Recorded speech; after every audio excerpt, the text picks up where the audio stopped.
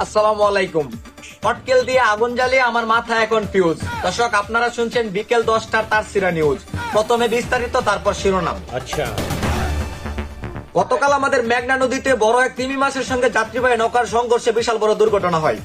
জানা গেল নৌকায় থাকা মানুষের কোনো ক্ষয়ক্ষতি না হলেও নৌকাটি এখন ঢাকা হসপিটালে ভর্তিরত অবস্থায়। গতকাল অতিরিক্ত শীতের চুদুনে আমার বন্ধু চুদলিংপং ফ্যানের সাথে ব্রেকআপ করে কম্বলকে বিয়ে করে নেয়।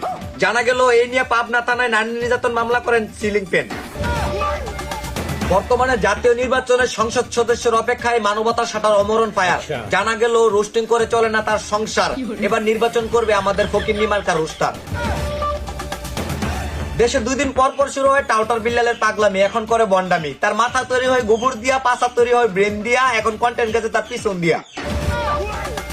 আমি খবর বলেছিলাম যারে নিয়ে এখন তার সংসার চলে আগুনের ব্যবসা দিয়া। বিস্তারিত দেখবেন এলাকার সুন্দরী ভাবিদের রিপোর্টে। ঠিক আছে।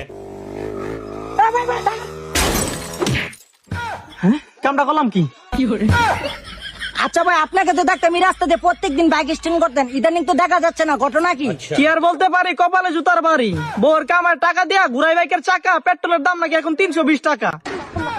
আমার আর বাইক চালাইতে দেখবেন না সাংবাদিক ভাই, বাইকে এখন পানি ভরে চালাইতে হবে। আমি এখন বাড়িতে যাই। আচ্ছা ভাই, এই লেওরা কন্টেন্ট কিউটররা যে আগুন জ্বালায় ভিডিও করে পেট্রোলের দাম বাড়াইতেছে, এই নিয়ে কি আপনারা কোনো আন্দোলন করতে পারেন না?